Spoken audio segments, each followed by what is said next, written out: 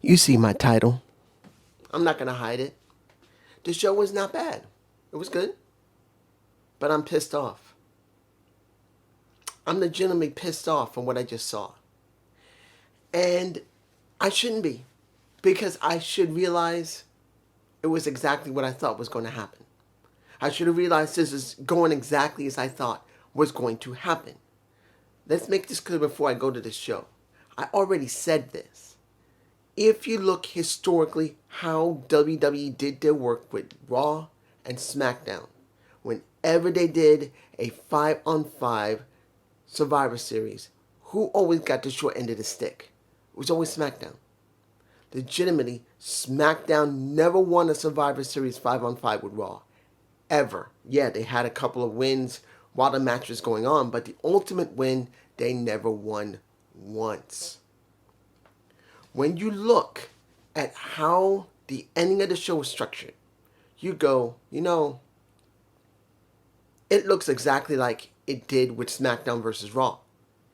Legitimately. Hell, we even had the invasion angle part that was shown at the very end when the summit happened. Well, right before the summit happened. And I'm like, this is a repeat of what Raw versus SmackDown did with a little bit of D-Generation X thrown in to make it mean something, but on the opposite side. They tried to mix stuff up to make it interesting. But it still feels the same thing. Raw versus SmackDown, like a Survivor Series. And only one side always won. Now, let's open Lash Legend versus Miss Parker. This is the second match between the two, and it was good as it was in the first match. They got good chemistry together. I really believe when their time together is done, when their feud comes to an end, these two will become tag team partners. I truly believe they're going to do it. I'm not going to say it's going to be on long. I'm not going to say they're going to like each other. They might. But I feel that these two are going to be stuck together as tag team partners because of the chemistry they currently have together. They can tell each other off. You can tell they can talk to each other.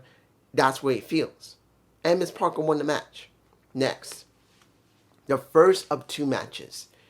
Due to the fact of the arrangement that Ava did with Santino, where, I'm going to say it right now, Santino's music was used. His original WWE music was used. Not the current Director of Authority in TNA, but his original WWE music.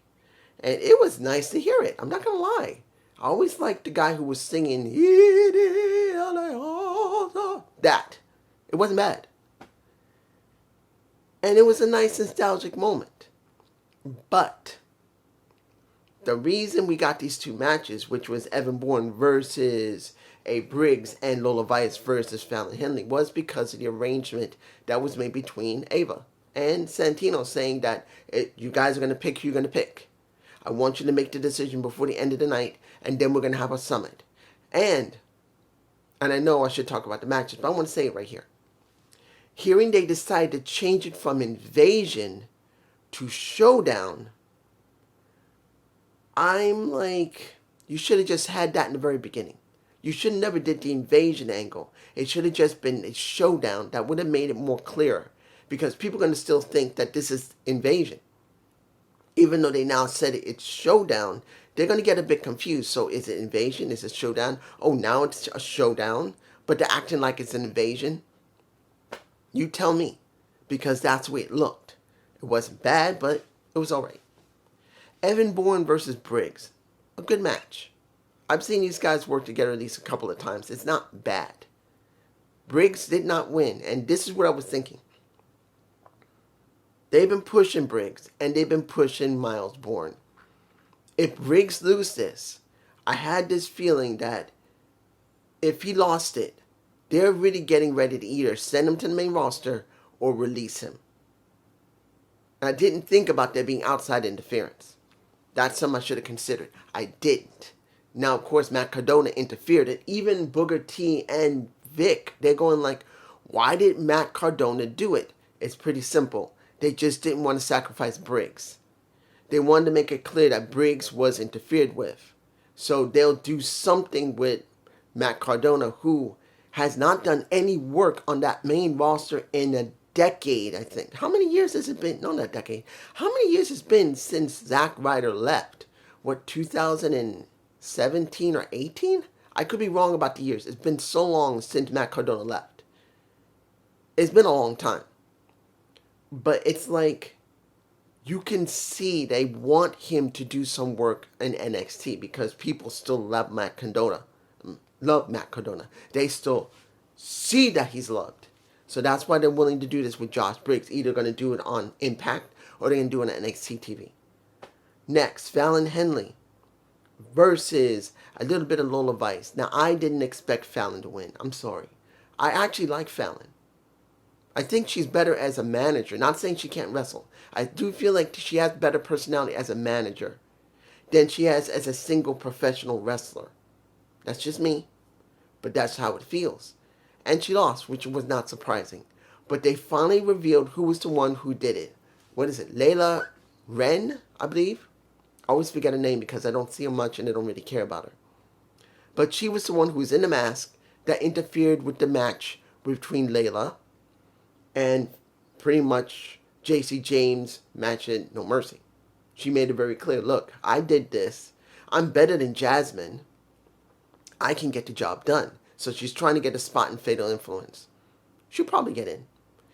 But the question's going to be, is Fallon either going to be finally released or is she going to move on to the main roster? Because honestly, if she's by herself, she's going to get lost in the sauce. She will get lost. Next match. The match that I didn't expect to actually happen, but they decided to do it because they really wanted to spotlight a match that's coming in Bound for Glory, which will be the Exhibition title, which is going to have the Young OG versus the, I forgot what, I don't really think of him as that. Leon Slater as the OG, you know what I mean. Both of them OGs. But I felt like he never really needed the moniker. But seeing them both together, being really hype, both of them very close in age. I think Devon Evans is 22 at this point, or 21. And now Leon Slater just turned 21. Wait, I think Leon Slater is 1 year older than Devon Evans. Because Devon, I think, is either 20 or 21. And I think Leon Slater is now, yeah, he is 21. He just turned 21 yesterday. So they're either the same age or Devon is 1 year younger. So they went up against the Cullen. I did not expect the Cullen to win here. There was no way the Cullen was going to win. But I didn't know who was going to take the pin. And it was a little bit of Shawn Spears. We're not doing a lot with Shawn. Making him job a lot. And it was Leon Slater who got the win. Now, did these guys work together? Well, yes, they did. I'm sure people are going to say, dude, you look at Leon Slater, you look at Devon Evans, they work exactly the same. And for the most part, you are right. As I've stated, they're both very similar when it comes to their wrestling. It is their attitude in the match that makes them different. When you look at Leon, he sells better than Devon.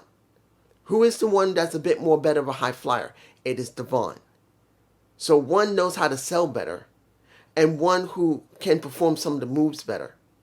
But it's always been, like I said, character development.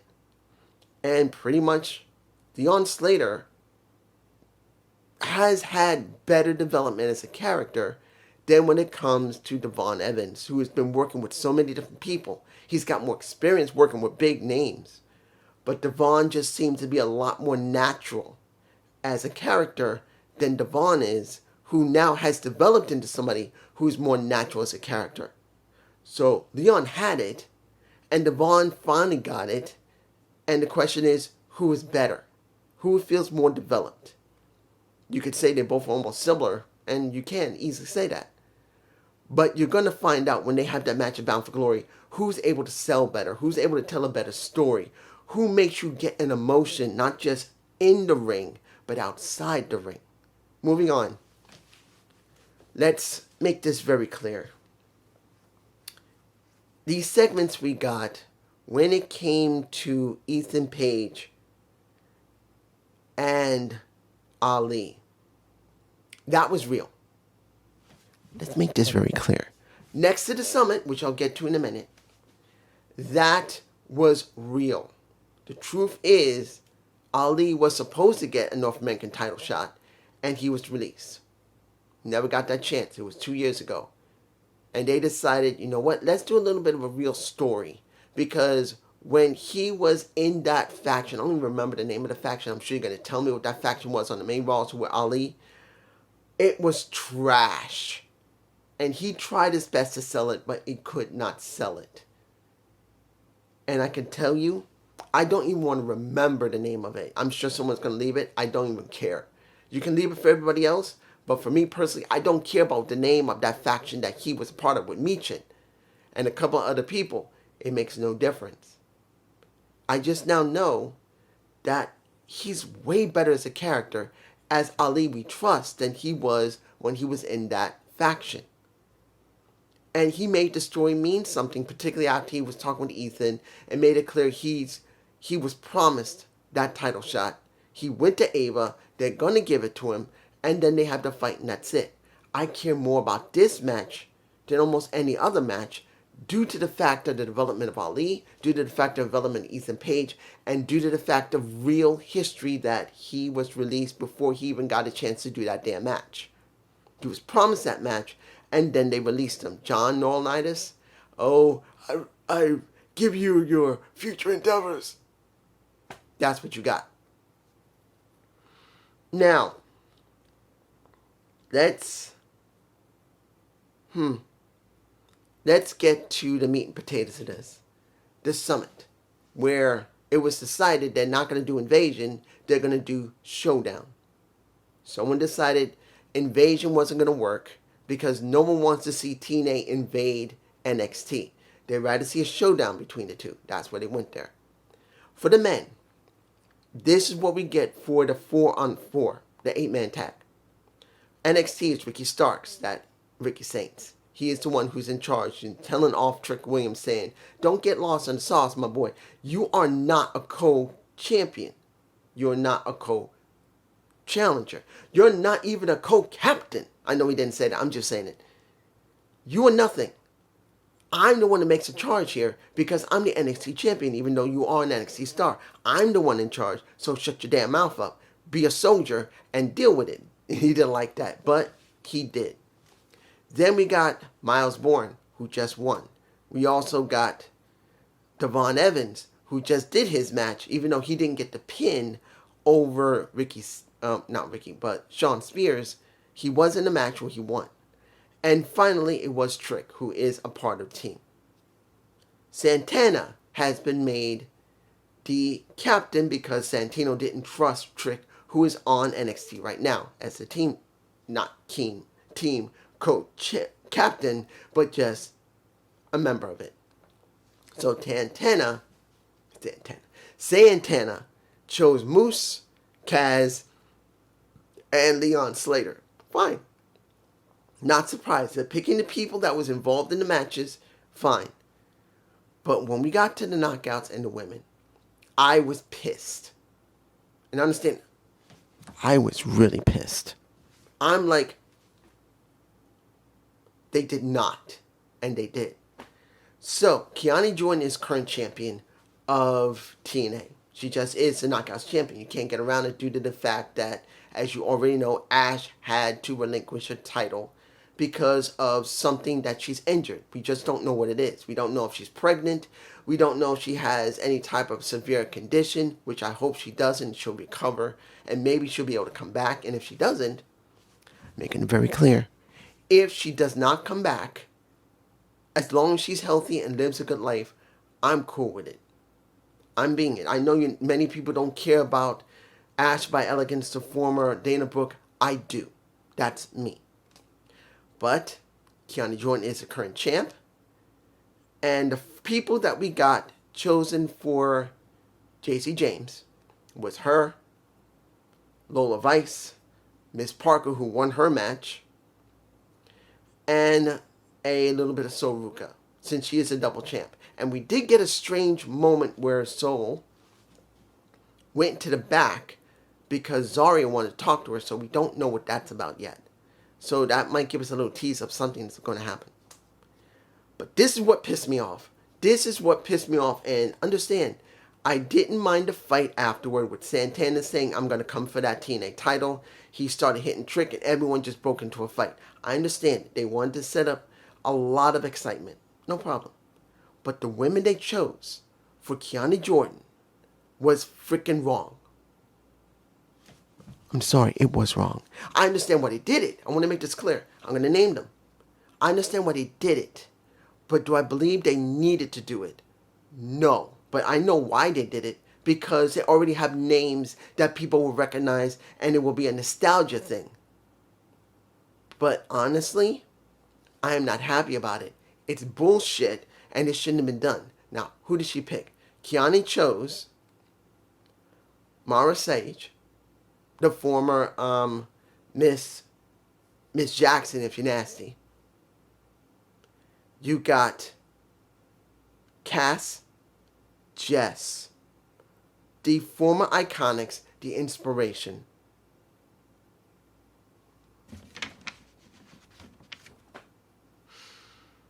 And the thing that pisses me off, the thing that's pissing me off about this, they had the option of picking Rosemary. Yeah, she's already established, she's already known, and she's been on TNA TV.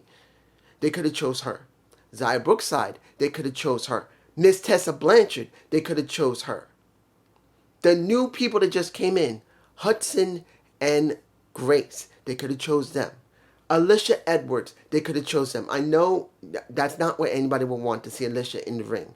They could have used Jody Threat. They could have used Danny Luna. They could have used anyone. Even Ling Yang Lee could have been chosen. She's actually being pushed. They chose Mara Sage. They chose Cass. And they chose Jess. Now you're going to say, dude, they're champions. I know. But they didn't need this.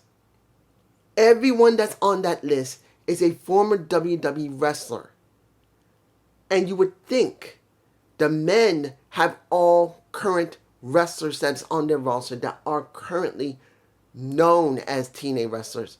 But they chose to go all women that was from either TNA, like Mara Sage, Kiani Jordan, who's the current champ, and Cass and Jess, that even though they've been separated from WWE for 4 years easily, 5 at the point.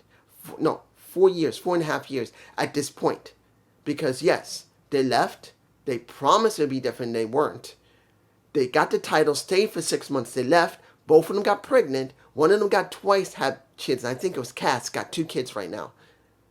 But they've always been known to be former WWE wrestlers. And understand, I never make it about their former serving and work in WWE.